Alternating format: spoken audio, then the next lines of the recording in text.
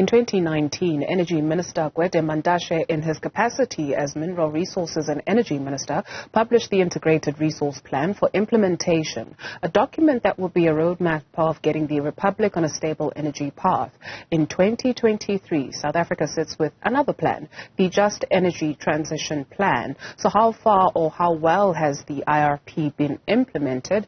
We speak to energy analyst Roger Lilly to hopefully try and find out. Roger, thank you very much for availing yourself for us this afternoon. I'd like for us maybe to start with the definition as contained in that plan by the Energy Department of what the Integrated Resource Plan is. If we could bring it up also for our viewers to see. So it reads, the IRP is an electricity infrastructure development plan based on least cost electricity supply and demand balance, taking into account security of supply and the environment. At the time of promulgation, it was envisaged that the IRP would be a living plan to be revised regularly. And so, Roger, what has happened to this living plan, and what should we understand about how it came into existence?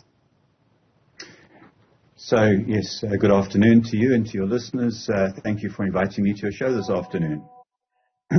Look, the situation with the IRP was that the South African government were facing a situation where, by that time, load shedding was very much part and parcel of our lifestyle, not at the stages that we're living with now, but nonetheless it was there. At the same time, more and more pressure was being applied from outside sources for South Africa to move away from coal-fired power to renewable energy. And so this integrated plan was put together and drew ideas together from various sectors in terms of what percentage each of these different generating technologies would contribute towards the final amount of electricity the government foresees the country needing at that time. And so it had to project forward in terms of expected demand, and those expectations have not been met because the economy stalled, and in the years of COVID, 2020 and 2021, it stalled even further, and so the demand for electricity is significantly lower than what was originally envisaged in the IRP. Well, that alone should make for a call for the IRP to be revisited, because its expectations or the basis upon which those expectations were built have changed. And so already that needs to be addressed. Okay. The second problem or history related to this was the fact that internationally and even locally in South Africa, financial institutions were starting to say that they were no longer willing to fund coal-fired projects. Which meant that the building of new coal-fired power stations would then have to be funded 100% by the state.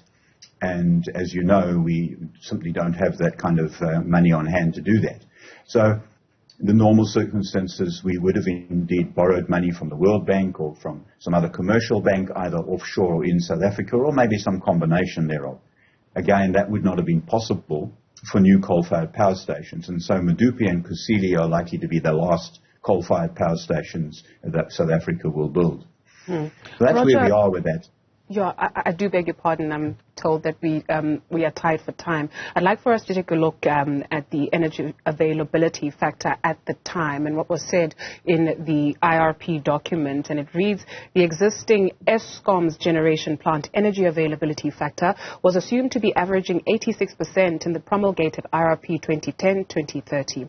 The actual energy availability factor at the time was averaging 85%. Since then, Eskom's EAF declined steadily to a low average of 71% in the 2015-2016 financial year. In 2023, we hear a lot the Energy Minister talking about the energy availability factor. Where do we sit in comparison to then? Again, the energy availability factor, the EAF, is now under 50% or hovering around 50%. Nowhere near the 80% or 70% as was predicted. So yet again, another reason for the IRP to be revisited and really looked at, because obviously, again, it is based on circumstances which are no longer true. Let's take a look at this graphic of expected electricity demand forecast to 2050. It shows 2018 being upper, 2018 medium, and 2018 low. We are now sitting on 2023, and it keeps on going up. And so if we have all these plans and all these projections, why do we find ourselves in this position?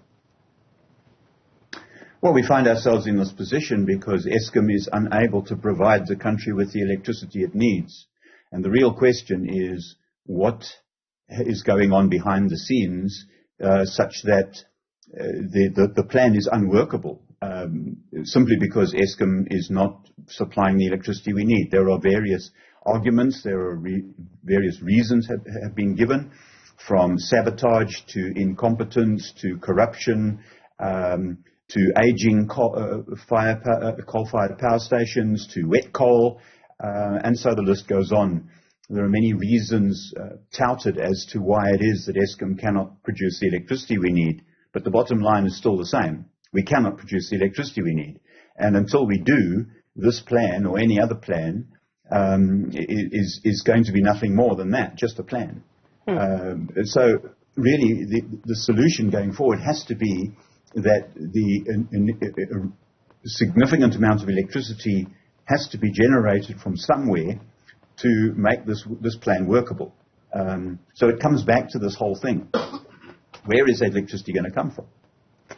You ask, where is electricity going to come from? The IRP in the document, it speaks, if we could bring that up, of nuclear and gas. So we understand the Karpowership. Now we know that the Transport Minister says they will dock at 3 ports in the country to feed gas onto the grid. This is what was said at the time in 2019, according to the Integrated Resource Plan. Under risk, there you see, it says the availability of gas in the short to medium term is a risk, as South Africa does not currently have gas resources.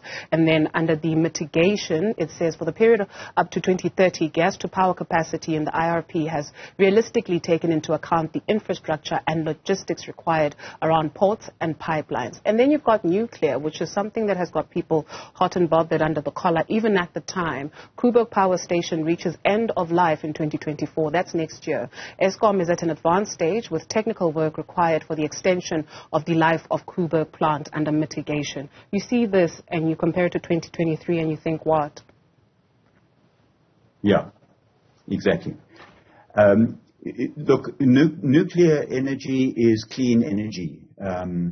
International banks will fund nuclear plants. The question that we have is whether we have the capability locally to do that. And when we look at the mess that Kusile and Mudipi are in when we tried to build those ourselves, I think it becomes very clear that South Africa does not have the technology or the capability to build a nuclear plant. Therefore, it would have to be built by some specialist from outside the country. And that's going to be the only solution there. In the meantime, since that's going to take between 10 and 12 years, we better do something else. And the something else, the only thing that we can do is introduce gas. The Karpowerships are all very well and good, but they don't provide much power.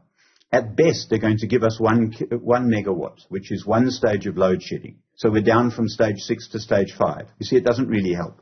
We need to be building these solar and wind farms at a far quicker rate than we are. And we need to be making that a major, major focus. It's a great employer of people, and it's a great opportunity for the country to move away from coal. Many of those coal power stations are not running efficiently anyway, so we can start shutting them down as soon as we can start replacing them with clean energy. And that clean energy can come from nuclear ultimately perhaps, but in the meantime it's going to have to come from solar and wind. I'd like to go back to your point in closing up the conversation. You mentioned a little bit earlier on that the plan needs to be revised. And so we've also now got the Just Energy Transition Plan. You also mentioned that we can have all the plans that we like, but we need to do a little bit better than that. So how should we understand that the ink is barely dry on the Integrated Resource Plan, and now we've got a Just Energy Transition Plan? Okay, the plans are related to one another. The integrated resource plan originally indicated that about 20 gigawatts, that's 50% of what we have at the moment, would come from renewable sources. So that would already be a transition away from coal to clean energy.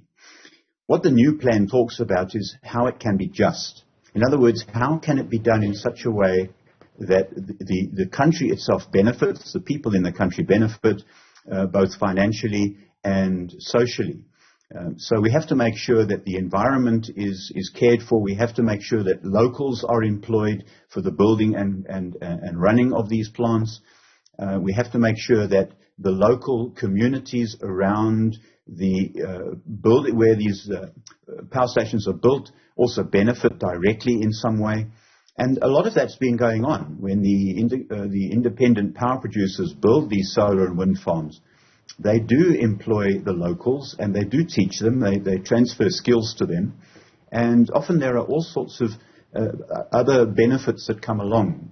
For example, suddenly they have electricity which they didn't have before, or if for example, in the near Kimberley there is a wind farm which was built, and suddenly the people in the community had water supply which they didn't have before, and so on. So there are benefits that come from the construction of these independent power producer plants.